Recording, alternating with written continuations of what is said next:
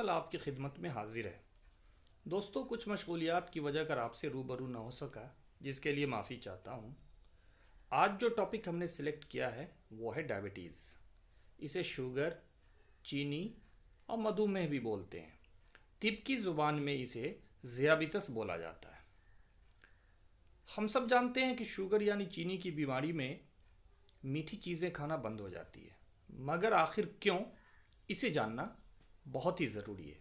तो आइए जानते हैं कि शुगर होता क्या है, कितने तरह का होता है, इसके अलामात क्या क्या हैं, खून में नॉर्मल शुगर कितना रहना चाहिए, इसे कैसे टेस्ट करते हैं, शुगर को कंट्रोल कैसे किया जा सकता है, कौन सी हर्बल मेडिसिन इस्तेमाल करने से शुगर कंट्रोल में रहता है, और आखिर में ये जानना भी बहुत ज़रूरी है कि शुगर की बीमारी कभी ख़त्म होती है कि नहीं। तो आइए जानते हैं कि शुगर होता क्या है। ज़ियाबतीस यानी शुगर तब इंसान को होता है जब हमारे जिस्म में इंसुलिन मुनासिब मकदार में पैदा नहीं होता, या पैदा होता तो सही से काम नहीं करता। इस वजह से शक्कर हमारे खून में जमा होना शुरू हो जाता है, जिसे हम शुगर या चीनी या डायबिटीज़ की बीमारी बोलते हैं।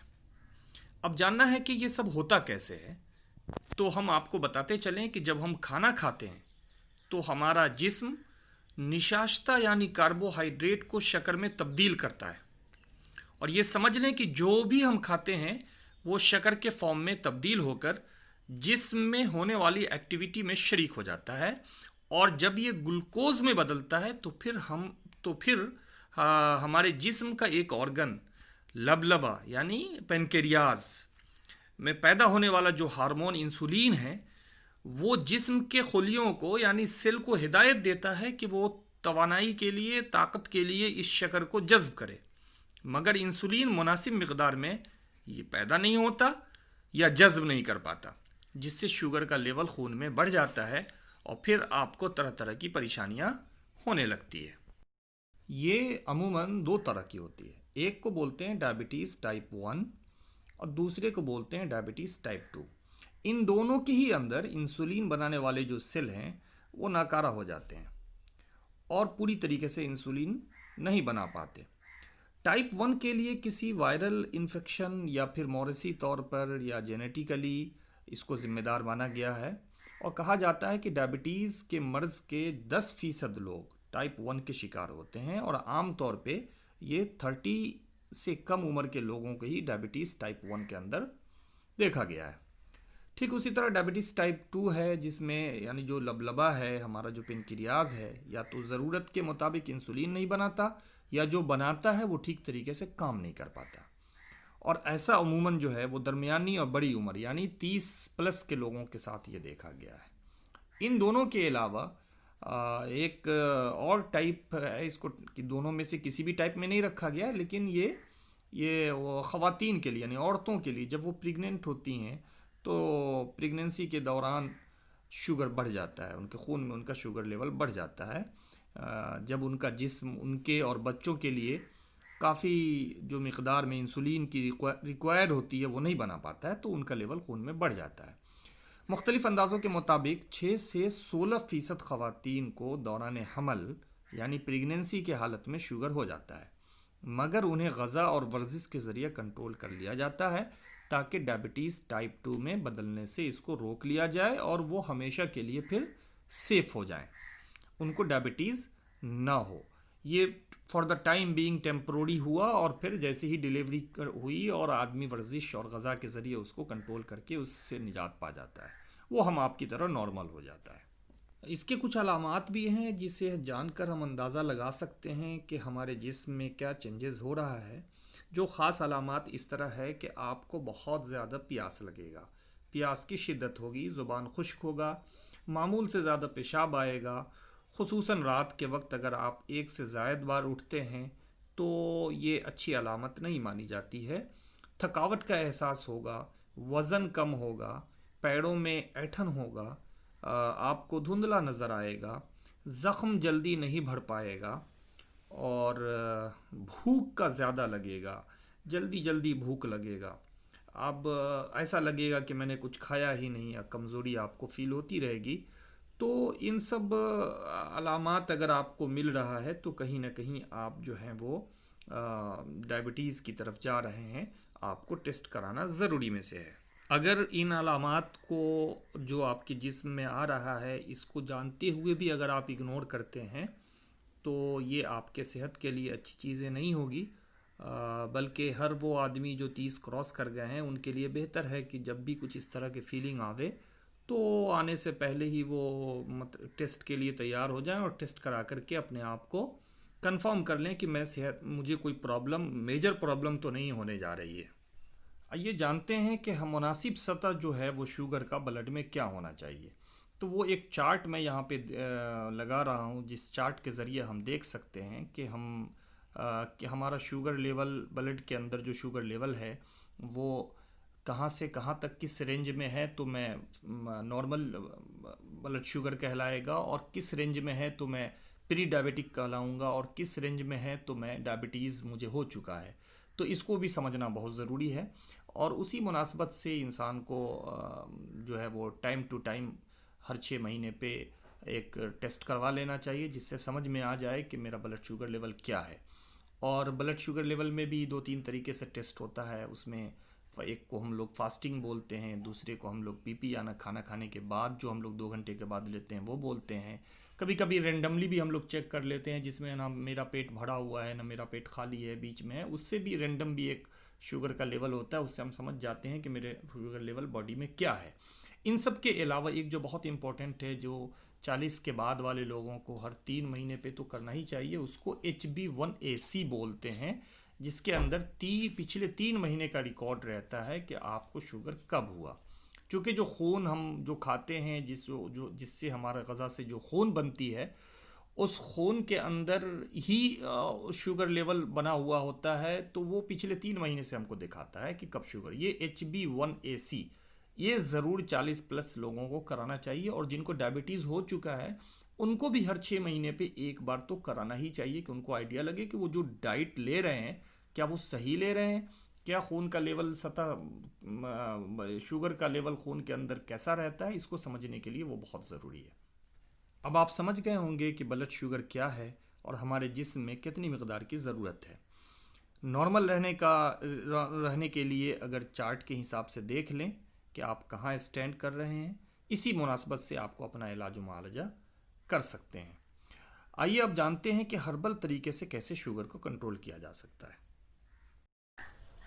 यूँ तो बहुत सारे नुस्खे आप YouTube पर देख रहे होंगे, मगर हमारी कोशिश होनी चाहिए कि सही और ऑथेंटिक नुस्खा को ही आजमाया जाए।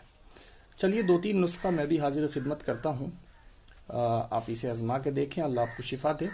पहले नंबर पे मेथी 3 ग्राम मुझे लेना है, और उसमें कलौंजी, जिसे हम आम फहम ज़बान में मंगरैला भी बोलते हैं, ये हमें 2 ग्राम लेना है, और दोनों को मिक्स कर देना है।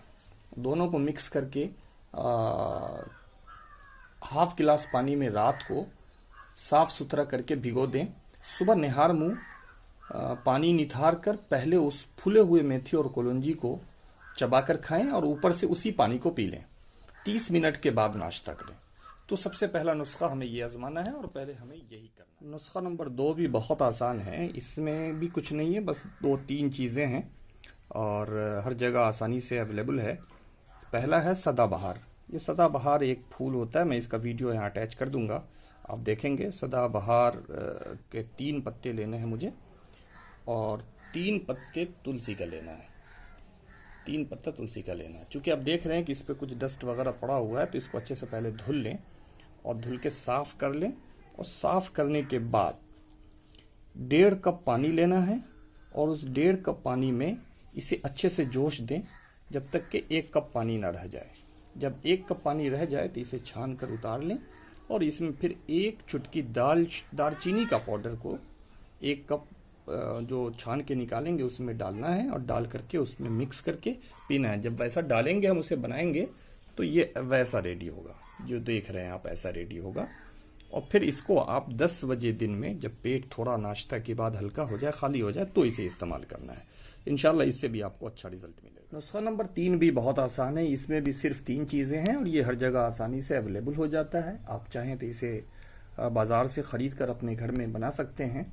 इसमें बादाम लेना है। ये बादाम जो आप देख रहे हैं, ये बादाम मैं एग्जाम्पल के तौर पे बता रहा हूँ कि 20 ग्राम ये बादाम लेना है और 20 ग्राम आप जो है वो भुना हुआ चना, ये छिलके समेत आप इसे इस्तेमाल करें लेना है। और 20 ग्राम ही इंदर जौ तल्ख, ये एक मेडिसिन है, हर्बल मेडिसिन है, ये भी आसानी से मिल जाएगी और अगर ना मिल पाए तो ऑनलाइन इसको आप परचेस कर सकते हैं। ये तीनों 20-20 ग्राम। कहने का मतलब ये है कि ये तीनों हम वज़न हो।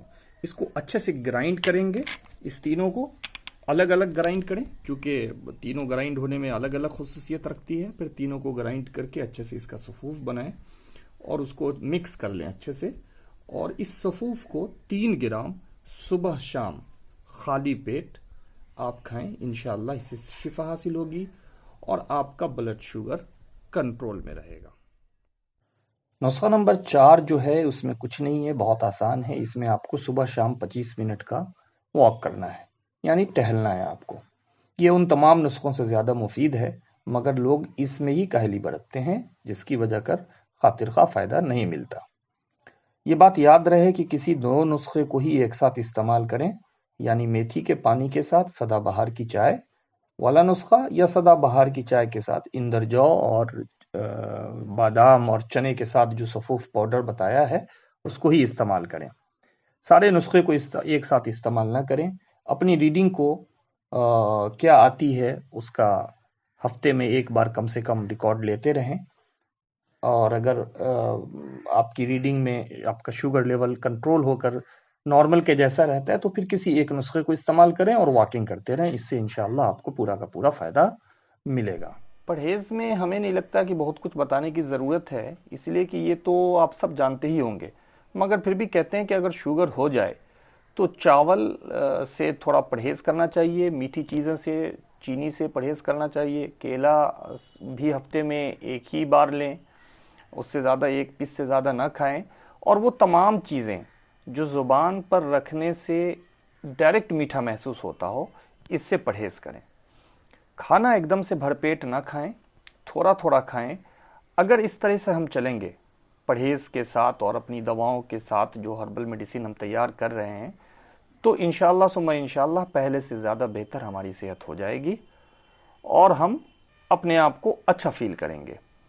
चलते चलते ये भी बताता चलूँ कि अगर आप नए हैं हमारे चैनल पर तो प्लीज़ चैनल को सब्सक्राइब करें, ताकि आने वाली नई वीडियो आप तक आसानी से पहुंच सके और हर्बल मेडिसिन के ज़रिए अपनी सेहत का ख्याल रख सकें।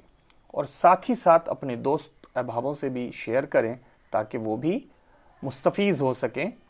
जब तक के लिए अपना ख्याल रखें। अल्लाह हाफ़िज़।